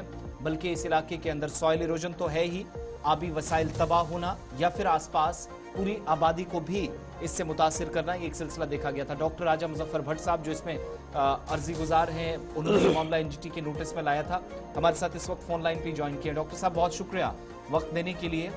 26 तारीख के बाद क्या होगा? ये जो केस था ये नाला सुखनाग है, ये सुखनाग नाला है, ये बीरवा बड़गाम में जी। तो इसमें 3.5 साल से इलीगल माइनिंग हो रही है, कानगनी हो रही है। एक तो है कोई परमिशन, न कोई परमिशन है, न कुछ है, न ई ऑक्शन में ये दरिया जो है इसकी ऑक्शन हुई है मिनरल ब्लॉक्स के लिए। जैसे बाकी जगहों पे मिनरल ब्लॉक्स में ऑक्शन होती है, फिर वो वहां पे लोग काम करते हैं, फिर वो इलीगल काम करते हैं, मशीनें इस्तेमाल, वो अलग बात है, मगर उनका ऑक्शन होता है जी। इस नाले का ऑक्शन ही नहीं हुआ है, सबसे बड़ी बात है। And this is a designated trout fish नाला, इसमें ट्राउट मछलियां होती हैं, ये फिशरीज डिपार्टमेंट के अंदर आता है ये नाला। तो कोई ऑक्शन नहीं हुआ और 3.5 साल से एक कंपनी है, एक प्राइवेट कंपनी है, कंस्ट्रक्शन कर रही है, हाईवे बना रही है, वो इसको लूट रही है और डिस्ट्रिक्ट एडमिनिस्ट्रेशन उनका साथ दे रही है, पुलिस उसका साथ दे रही है, जियोलॉजी माइनिंग डिपार्टमेंट उनका साथ, उनको प्रेशर किया जा रहा है बाकी एडमिनिस्ट्रेशन की तरफ से, आप परमिशन दे दीजिए। और परमिशन दिया जाता है डिस्पोजल परमिट। डिस्पोजल परमिट अगर हम देखेंगे J&K minor mineral concession rules में क्या लिखा है disposal permit, disposal permit means a permit granted for removal of minor minerals from the agriculture horticulture state का चराई शामिलात forest land where minor minerals have been deposited due to weathering। Weathering से अगर जमा हो जाएगा, सैलाब की वजह से अगर वहां पे बोल्डर जमा हो जाएंगे, बाजरी जमा हो जाएगी, मक जमा हो, उसको फिर डिस्पोज करना है। न तो कोई वेदरिंग है, न तो कोई सैलाब आया है, न कुछ आया है। 10 दिन के लिए उनको डिस्पोजल परमिट देते हैं, 10 दिन के लिए 10 महीने निकल जाते हैं, 2 महीने के लिए डिस्पोजल परमिट देते हैं डिप्टी कमिश्नर बड़गाम, उसको बाद में जो है 6-6 महीने इस्तेमाल किया जाता है। और इसी तरीके से 3.5 साल से ये काम चल रहा था वहां पे। और ना खाली एनवायरमेंटल जो है क्या वो लॉस हुआ है स्टेट का, हमारा इलाके का इकोनॉमिक लॉस हुआ है। तकरीबन 500 करोड़ का मटेरियल निकाला गया है और 500 करोड़ के एवज में 2 करोड़ रुपए भी सरकारी खजाने में नहीं गए हैं। This is unfortunate. और मैं नेशनल ग्रीन ट्राइब्यूनल में गया, उन्होंने इसकी जो समाअत की हेयरिंग की पिछली बार अक्टूबर में, and they have constituted a high level committee जिसमें minister of environment forest climate change के ऑफिसरान है, सेंट्रल पोल्यूशन कंट्रोल बोर्ड के मेंबरान है, Jammu Kashmir pollution control committee के मेंबर सेक्रेटरी हैं, डायरेक्टर फिशरीज है। और अब उनको जो है 26 दिसंबर को ऑन स्पॉट जो है असेसमेंट करनी है, मुआयना करना है जगह का, ताकि वो बाद में जो है अपना रिपोर्ट लिख सके, ताकि फिर जो इसमें इन्वॉल्व है, चाहे डिस्ट्रिक्ट एडमिनिस्ट्रेशन है, चाहे फ्लड कंट्रोल डिपार्टमेंट है, कोई भी है, अच्छा राजा मुजफ्फर, कानूनी कार्रवाई की दो जाएगी। बड़ी इंपॉर्टेंट डेवलपमेंट्स आपने बताई। एक आपने ये बताया कि डॉक्यूमेंट जो दिया जाता है ये दरअसल जमीनी सूरत हाल पर मेल ही नहीं खाता है, लेकिन आई वॉश के लिए एक डॉक्यूमेंट होता है उनके पास। दूसरी बात आप बता रहे कि ये एक स्पेसिफिक पीरियड के लिए होता है, लेकिन 8-8, 6-6 महीने चलता रहता है, कोई पूछता नहीं है। तीसरी तरफ से जब हम देखते हैं तो गवर्नमेंट ये कह रही है कि जनाब हम इस इलीगल सिस्टम को बंद करके लीगलाइज कर रहे हैं और स्टेट एक्सचेकर को फायदा दे रहे हैं। तो क्या हम ये माने कि कहने के लिए कुछ होता है और जमीन पर करने के लिए कुछ अलग चीजें चल रही है आज के दिन में भी? देखिए गवर्नर साहब, अगर कहीं पे जंगल में रोड बनता है, कम से कम उस सड़क को बनाने के लिए कैंपा में जो है फॉरेस्ट डिपार्टमेंट को मुआवजा मिलता है उस कंस्ट्रक्शन कंपनी की तरफ से। मगर जहां तक रिवर बेड माइनिंग की बात है या क्ले माइनिंग की बात है, मिट्टी निकाली जाती है हमारे जो है करेवाज से या दरियाओं से जो मक निकाला जाता है, रिवर बेड मटेरियल निकाला जाता है, इसमें कोई मुआवजा ही नहीं हो रहा है, किसी को मुआवजा ही नहीं जाता है। पहले तो ये दरिया जो है सुखनाग, ये ऑक्शन नहीं हुआ था डिस्पोजल परमिट के नाम पे। डिस्पोजल परमिट कब होता है? जब कहीं पे कोई नागानी आफत आई हो, वहां पे कोई तुगियानी आई हो, कोई वहां पे सैलाब की वजह से जो है वहां पे जमा हुआ है, और इसी की आड़ में इतनी तबाही की जाती है। This is really unfortunate. और ये हमने जो है नोटिस में लाया नेशनल ग्रीन ट्राइब्यूनल में। और उसके अलावा वहां पे मछलियां मर चुकी हैं, 3,500 मछलियां। एक वहां पे किसान रहता था बेचारा, उसने नया फिश पॉन्ड बनाया था, उसको पानी ही बंद कर दिया, उसकी 3,000 मछलियां मर चुकी है। रईस अहमद उनका नाम है, उनकी मछलियां मर गई और आज तक उनके खिलाफ FIR नहीं हुआ इस कंपनी के खिलाफ जो वहां पे इनके मजदूर काम करते हैं या इनके ठेकेदार काम करते हैं। अच्छा, अब ये जो कंपनी है इनका ताल्लुक कहाँ से, क्या ये जम्मू कश्मीर बेस्ड है या बाहर से है? क्योंकि अक्सर यही शिकायतें हैं, ये जितनी भी कंपनियां ये जी बाहर से है और इनके लिए एक चैनलाइज किया गया सारा निज़ाम। देखिए कंपनियां नहीं है, ये उतने बड़े कंट्रैक्ट होते ही नहीं है। हाँ, ये कंपनी तो काम कर रही है क्योंकि ये सड़क बना रही है, तो सड़क के लिए मटेरियल ले रहे हैं। बाकी जो ठेकेदार है वो यहाँ के ही है मैक्सिमम, ऐसा नहीं है। हाँ, जम्मू साइड में है, सांबा कोटवा साइड में है, पंजाब के यहाँ पे भी कुछ जगहों पे पंजाब के लोगों को मिला था, बट उन्होंने अल्टीमेटली वो कंट्रैक्ट जो है बेच दिए हैं लोकल्स को। तो बड़े बड़े कंट्रैक्ट नहीं है, 1.5 करोड़ के 2 करोड़ के है ये। बट जहां तक नाले सुखनाथ की बात है, यहाँ पे जो कंपनी काम कर रही है, वो जो रिंग रोड की कंस्ट्रक्शन कर रहे हैं, उनको बाद तक डीपीआर में लिखा था कि मटेरियल कहां से उठाना है, सब कुछ लिखा है पहले से ही, मगर उनके डीपीआर में तो सुखना का कहीं नाम नहीं है। ये पहले करते थे दूध गंगा में, फिर करते थे शाली गंगा में, शाली गंगा में तो सिटे आ गया क्योंकि बड़ी बड़ी मशीनें इस्तेमाल कर रहे थे। फिर वहां से जो है 35 किलोमीटर शाली गंगा से यहाँ पे आगे नाले सुखनाग में, और लोग मुंह डरा रहे हैं वहां पे, जी ये फलानी का कंट्रैक्ट है, ये फलानी का कंट्रैक्ट है। अब इतना ही नहीं है, खाली ये मटेरियल अपने लिए नहीं ले रहे हैं, ये मटेरियल पहले जमा करते हैं, बाद में ये मटेरियल को ब्लैक में भी बेचते हैं, अपने लिए भी इस्तेमाल करते हैं, जो बचता है उसको ब्लैक में बेचते हैं, और हमारे स्टेट एक्सचेकर का लॉस होता है। अच्छा, एक चीज बड़ा इंपॉर्टेंट है मुजफ्फर साहब, इसमें जियोलॉजी माइनिंग डिपार्टमेंट का एक मेजर रोल है।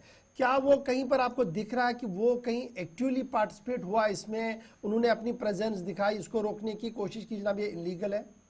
देखिए पहले क्या होता था, उनके भी एम्प्लॉइज बहुत इसमें इन्वॉल्व थे, मगर उसमें कुछ अच्छे ऑफिसर भी, ऐसा नहीं है, मगर उतना प्रेशर उनको ऊपर से आता है, डिस्ट्रिक्ट एडमिनिस्ट्रेशन से आता है, उनके ऑफिसर से आता है, सिविल सेक्रेटरीट से आता है, वो भी बाद में काम नहीं करते। अब वो बोलते हैं हमारे पास स्टाफ नहीं है।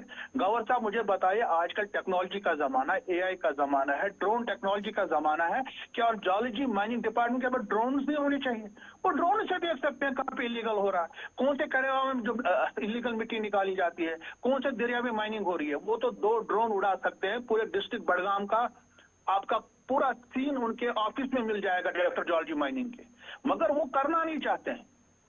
एक ये तो वो डॉक्टर साहब ये कुछ वो चीजें हैं जो आपकी तरफ से फिशरीज है, they should use drone technology for this. अच्छा डॉक्टर साहब, क्या दीगर कई इलाकों से भी, चूंकि हमें शिकायतें मौसूल होती रहती हैं, खबर है कि सेंट्रल कश्मीर, साउथ कश्मीर और दीगर कुछ एरियाज को हमने डिस्कस भी पिछले दिनों किया था, वुसन कंगन से भी इतलात हैं कि यही सेम सिलसिला मुतअद्दिद मकामात पर चलता है, ठेकेदारों से कोई पूछताछ नहीं होती है, रेगुलेशंस होने के बावजूद भी कार्रवाई ना होना, और उसके बाद अगर इस तरीके से मामला आप नोटिस में ला रहे हैं, तो क्या हम एक्सपेक्ट करें दीगर एरिया में भी, जो ब्रह्मश्री नाला है खासतौर से, वहां से भी शिकायतें हैं कि सेम सिचुएशन है, और इस वक्त लोग कमेंट्स में भी लिख रहे हैं वुसन कंगन से, क्या वहां पर भी एक्सपेक्ट करें सेम ऑर्डर्स को, सेम इकदामात?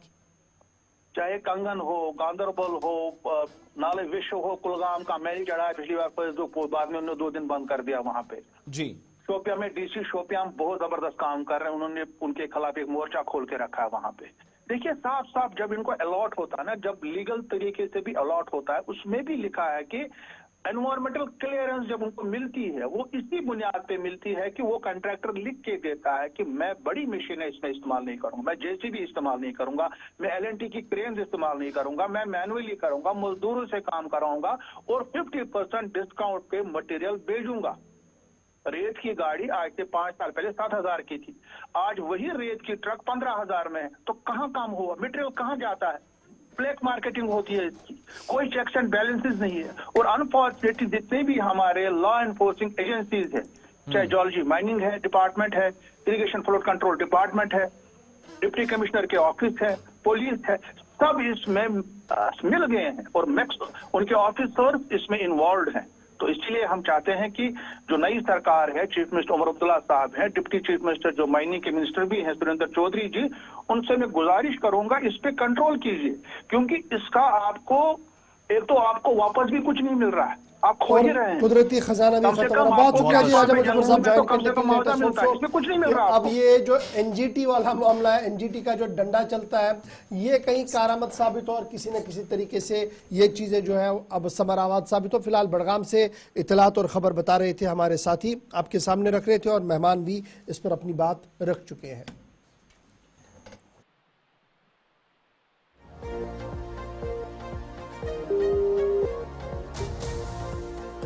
अब जरा खबरों पर यहाँ ब्रेक लगाते हैं और उस मौजू पर बात करेंगे जिसमें मुसलसल 11 एपिसोड्स के जरिए हमने बात की है। कोशिश रही है कि इस मौजू पर न सिर्फ बात हो बल्कि अहम तरीन सवालात जो हमारे जहनों में हैं, और फिर ये जो मुआशरे के अंदर गंद है, ये मुआशी बुराई है जिसको हम शायद फरोग देने में खामोशी के साथ लगे हुए हैं, हर घर के अंदर मुसीबत बन रही है और रफ्ता रफ्ता पूरे खित्ते के लिए परेशानी का सबब बन रही है, उस पर ज़रा हल कैसे निकाला जाए, इस पर बातचीत करते हैं।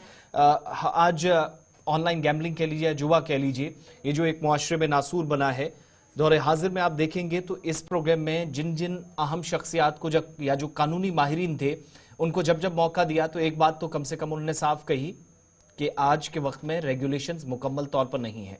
रसाई इतनी आसान है तमाम प्लेटफॉर्म्स पर कि घर का कोई शख्स भी, मर्द हो, खवातीन हो, बच्चे हों, बुजुर्ग हों, हर कोई जहां जिसका मन करता है वो ऑनलाइन गेम्स, फिर यहां से होते हुए वो गैम्बलिंग तक पहुंचता है और बात फिर लाखों और करोड़ों में जाकर पहुंचती है, जहां पर कई लोगों ने अपना घर बार और किडनीज बेचने तक की बात इसी प्रोग्राम के जरिए हमने आपको बताई। जरा इस पर मजीद बात करेंगे। हमारे साथ खास मेहमान प्रोग्राम में ज्वाइन कर चुके हैं डॉक्टर मोहम्मद अमीन भट्ट तराली साहब।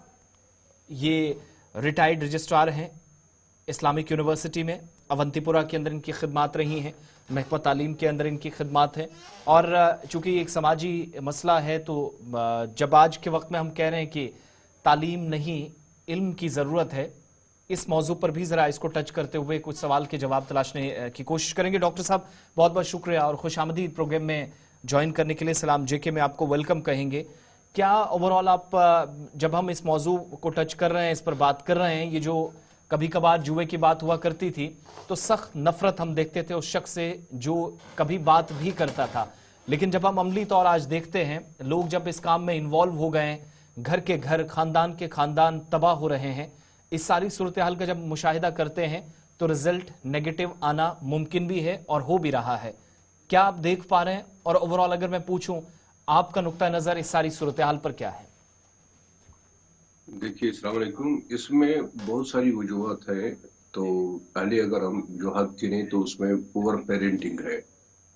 दूसरा ये है कि ये जो ऑनलाइन जितनी सारी एप्लीकेशंस फोन पे आ रही है इनका ऐड भी आता है और बड़े बड़े फिल्म स्टार इनका ऐड करते हैं। तो तीसरी बात है जो ये बच्चे मजहब से अलग हो जाते हैं और उनका जो मजहब के साथ ज्यादा कम रुझान रहता है, तो उसकी वो भी एक वजह है। दूसरा है कंपटीशन का जमाना है, तो कंपटीशन में ये आगे जो देखते हैं तो ये हमारा एक हदीस है पैगंबर सल्लल्लाहु अलैहि वसल्लम का कि जब आप चलेंगे तो नीचे नजर रख के चलिएगा और आप पीछे नीचे वाली लोगों की तरफ देखिएगा। तो ये लोग उधर देखते हैं तो इनको फिर मतलब थोड़ा कॉम्प्लेक्स होता है, लेकिन इनके पाँव जमीन पे नहीं होते हैं, तो उस वजह से ये फिर गैम्बलिंग में जाते हैं। पुअर पेरेंटिंग का जो मैंने कहा तो उसमें ऐसा होता है कि जब बच्चे इसको हम देते हैं, ज्यादा से ज्यादा कुछ बच्चों को तो 8th में ही मिल जाता है ये, जब वो बिल्कुल टीन एज में होते हैं और बिल्कुल इसमें मैच्योर एज में होते हैं, तो उस वक्त उनको फोन देते हैं। और पुअर पेरेंटिंग का ये होता है कि फिर ये माँ बाप इन पे ख्याल नहीं रखते हैं कि इन्होंने कहाँ ये मतलब जाके अपने कमरे में फिर ये क्या कर रहे हैं। और दूसरा पुअर पेरेंटिंग का है कि अब जब मेरा बचपन था तो मैं अपने माँ बाप के साथ रहा करता था, या हम मेरी जैसी जितनी भी सारी जनरेशन है वो माँ बाप के साथ बिल्कुल एक कंट्रोल हुआ करता था। आज बच्चे को एक कमरा दिया जाता है और उसको कहा जाता है कि आप उन्हीं पे पढ़ो पढ़ो और पढ़ो।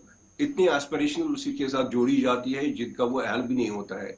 तो वो फिर वहां पे जब अकेला बैठता है तो उसके दिल में ये ख्यालात आते हैं, तो वो ऑनलाइन गैम्बलिंग की तरफ चला जाता है और उस बहुत ही कम टाइम में बहुत सारा पैसा कमाना चाहता है।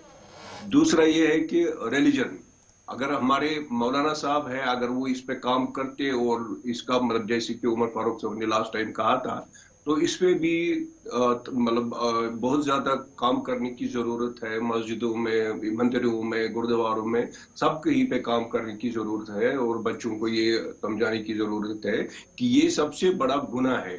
आपने सही बात कही कि जब हमारे वक्त में ऐसा होता तो उसको बहुत कराहत की नजरों से लोग देखते थे, and it was always a menace and it was a social able, और उसके साथ एक स्टिग्मा लग जाता था।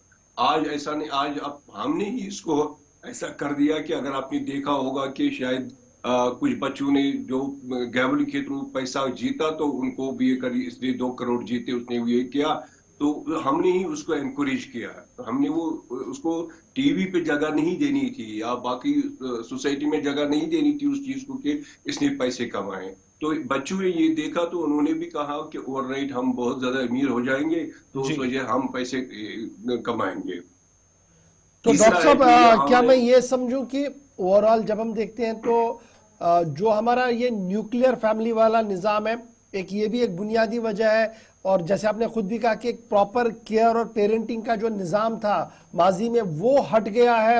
हम किसी और दौड़ में चल रहे हैं जिसकी वजह से हम गोनागू मुश्किलात से दो चार है। ड्रग्स अभी हमारे सामने है जिसमें हज़ारों लोग फंसे हुए हैं। अब ये दूसरी परेशानी जिसमें हमें कहा जा रहा है कि इकोनॉमिकल ड्रेन भी है, फिर दूसरी तरह से भी परेशानियां इसमें है।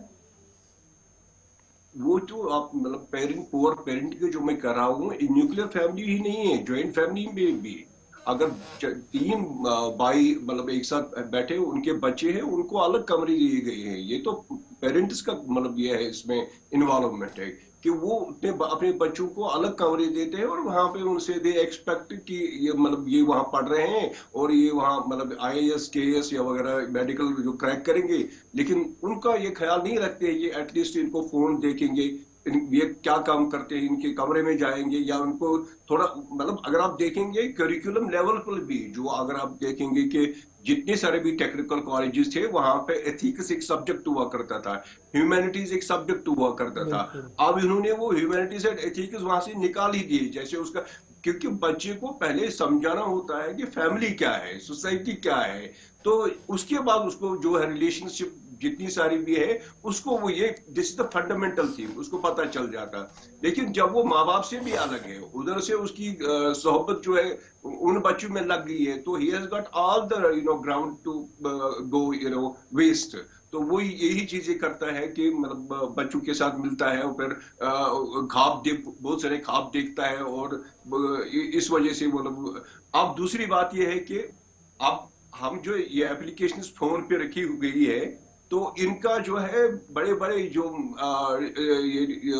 क्रिकेट स्टार्स है या फिल्म स्टार्स है वो ऐड करते हैं, उनको तो बोलना चाहिए ना कि इनका ऐड नहीं। अब इसमें फिर बोलते हैं इसमें ये लगने का जोखिम है, तो लग जाता है, उनका चस्का लग जाता है। तो अच्छा, अब मैं डॉक्टर साहब जरा इस पर भी आना चाहता हूँ।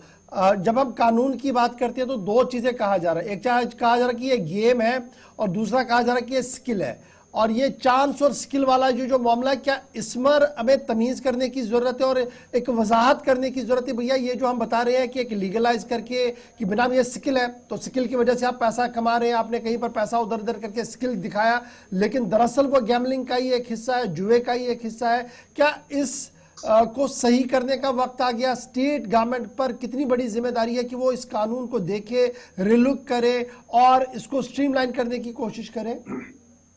पहले मैं आपकी बात का पहले ये जवाब दूंगा कि आप जो कह रहे हैं कि वो कह रहे हैं ये सिकल है, ये आरा ही गलत है, ये अंडरस्टैंडिंग ही गलत है, क्योंकि ये सिकल नहीं है।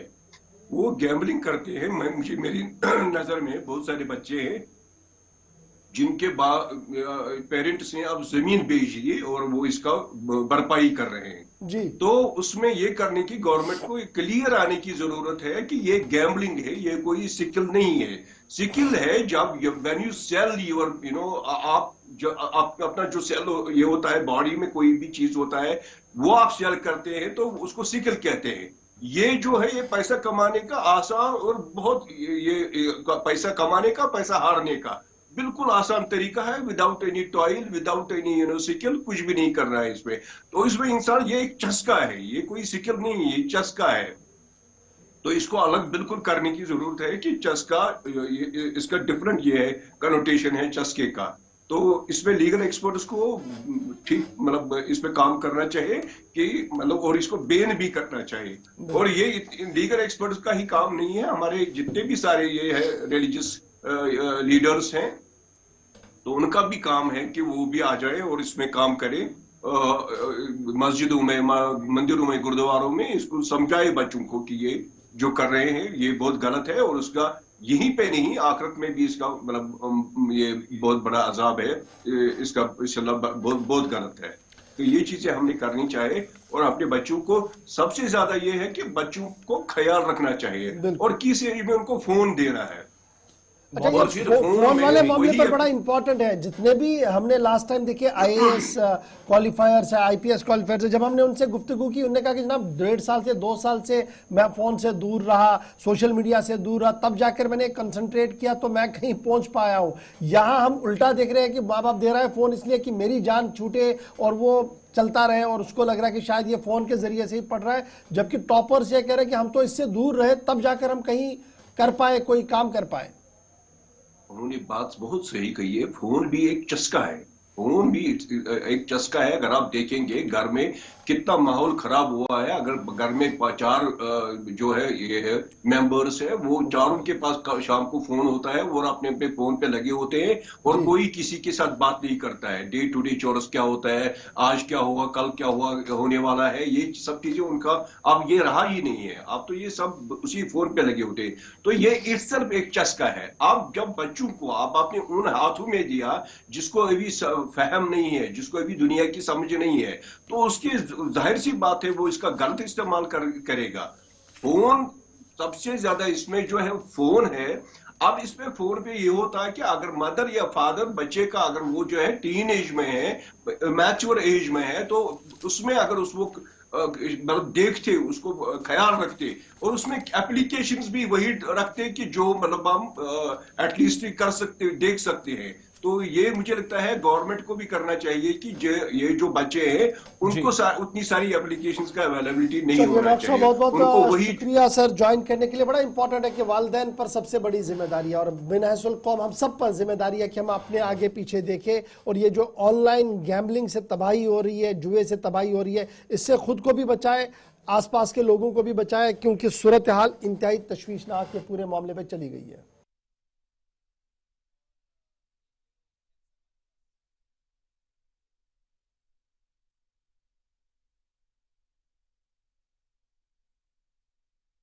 करते हैं और कुछ एक खबरें, तब तक आप कॉल करना शुरू कीजिएगा।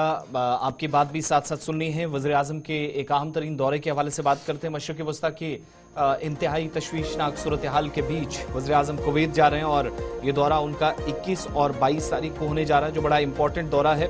और सबसे बड़ी बात यह है कि इस दौरे में 41 बल्कि 43 वर्षों के बाद भारत का कोई वज़ीर आज़म कुवैत जा रहा है। इससे पहले आखिरी बार उस वक्त की वज़ीर आज़म इंदिरा गांधी, जो कि 1981 में कुवैत गई, बातचीत हुई, तबादला ख्याल हुआ, और ये वो वक्त था जब जो आखिरी 2 से 3 बरस भी इंदिरा गांधी के उस वक्त साबित हुए। लेकिन इस बार ये जो दौरा है वज़ीर आज़म का, इतलात के मुताबिक इसमें बहुत सारी मुलाकातें मुतवक्के हैं। शराकतदारी के ताल्लुक से बात हो सकती है, और ख़बर यह है कि जब वज़ीर आज़म जाएंगे तो शायद सऊदी अरब का भी दौरा चूंकि उनको करना था, लेकिन इसकी हतमी तारीख अभी तय नहीं हो पाई, वो तारीख उसमें ताख़ीर हुई है। अब उनका दौरा सऊदी अरब आइंदा बरस हो सकता है। लेकिन कुवैत में आप जानते हैं कि 10 से 10.5 लाख भारतीय शहरी रिहाइश पजीर हैं।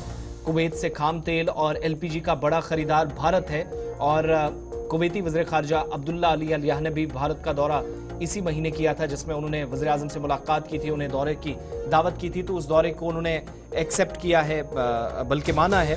और इन सब के बीच में ये अब तक आप कह लीजिए सबसे इम्पोर्टेंट दौरा और बड़ा दौरा, जिसमें बड़ी सारी चीज़ें इस बार खुलकर सामने आने वाली है। इससे पहले कॉलर्स की तरफ चलें। दौरे के साथ साथ बात ज़रा उन मरीजों की भी जो मोहलिक मर्ज कैंसर में मुब्तला हैं, और कैंसर की बीमारी से निजात पाने के लिए तमाम तरह की कोशिशें हुई, लेकिन दवाई या इसका कोई वैक्सीन या कोई मुतबादिल तलाशने में अभी तक कोई कामयाबी नहीं मिली थी। लेकिन कैंसर मरीजों के लिए एक गुड न्यूज़ है, एक अच्छी खबर कह लीजिए, क्योंकि रूस ने यह दावा किया है और ऐलान भी सरकारी तौर पर कि कैंसर की पहली वैक्सीन उसने तैयार की है, और 2025 के इब्तिदा में मार्केट में ये दवाई या जो वैक्सीन है वो दस्तयाब रहेगी। शहरियों को mRNA वैक्सीन मुफ्त देने का ऐलान रूस की वजारत सेहत ने किया है, बिल्कुल आखिरी मरहले में। और इतलात के मुताबिक ये जो फैसला हुआ है, बल्कि ये जो इकदाम उठाए जा रहे हैं वो इस साल के आगाज में ही किए जा रहे थे, और कहा जा रहा है कि चूंकि वैक्सीन बनाने में काफी वक्त लगता है, तो कल को आर्टिफिशियल इंटेलिजेंस या AI का सहारा लेकर इस वैक्सीन को बनाने की जब तैयारी की जाएगी, तो 1 घंटे से भी कम वक्त एक वैक्सीन या एक शीशी बनाने में लगेगा। जिसका मतलब है कि 2025 जनवरी के बाद कैंसर के पेशेंट्स के लिए ये दवा इस वक्त, चूंकि ट्रायल बेसिस से गुजर चुकी है, कामयाबी के साथ कुछ मराहिल को पार कर चुकी है। अब कैंसर के मरीजों को 2025 में रूस के अंदर सबसे पहले और उसके बाद दुनिया के बाकी हिस्सों में ये वैक्सीन भेजी जा सकती है। लेकिन फिलहाल ऑफिशियल कंफर्मेशन रूस के सदर की जानिब से इस साल की शुरुआत में कहा गया था कि वो एक वैक्सीन बनाने के बिल्कुल करीब है। और ये वैक्सीन कौन सी थी? mRNA, जो कैंसर के मरीजों को काम आएगी। और खबर है कि AI के जरिए अब ये वैक्सीन तैयार की जाएगी, जो 1 घंटे से कम वक्त में तैयार होने के बाद आलमी मार्केट में इसको भेज दिया जाएगा।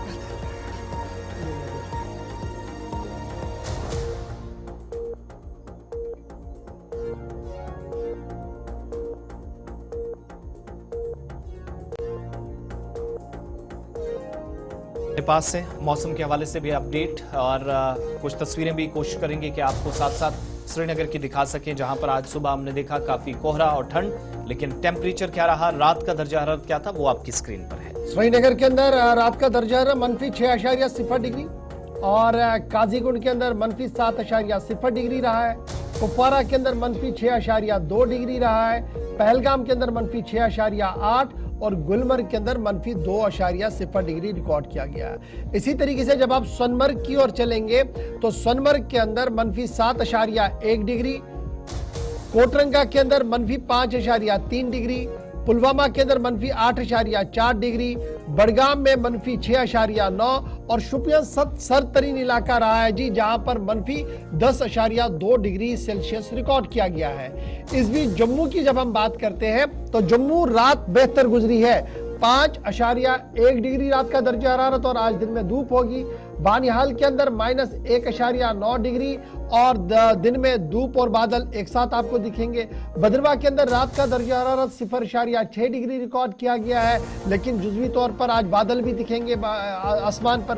कटरा के अंदर आपको धूप पूरे दिन दिखेगी, जहां पर 6.6 डिग्री रात का दर्जा हरारत रहा है और किश्तवाड़ के अंदर 3.0 डिग्री सेल्सियस रिकॉर्ड किया गया है। सांबा की बात करते हैं तो सांबा के अंदर 1.1 डिग्री, पुंछ के अंदर 1.1 डिग्री रहा है। और फिर जब हम लद्दाख के 3 स्टेशंस की बात करते हैं तो लेह के अंदर 11.2 डिग्री सेल्सियस रिकॉर्ड किया गया है रात का दर्जा हरारत। और इसी तरीके से करगिल की रात जो गुजरी है वो 13.5 डिग्री और द्रास एक बार फिर सरतरीन इलाका जहां पर 19.5।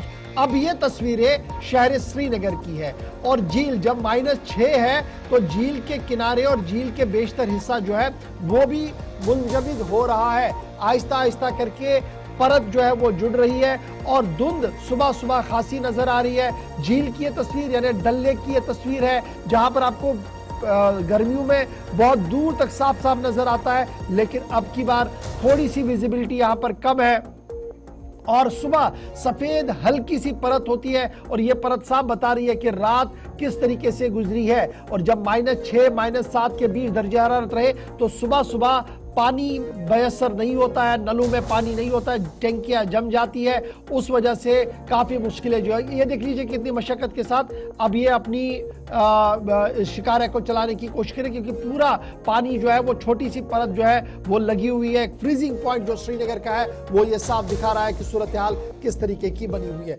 तो चलिए साहब, आज प्रोग्राम सलाम जेके में आज हमारे साथ बस इतना ही। आप बने रहेंगे हमारे साथ, खबर तज्जिया और तबसरा बराबर जारी रहेगा। छोटा सा वक्फा होगा, वक्फे के फौरन बाद खबरों का एक और बुलेटिन हिंदी में।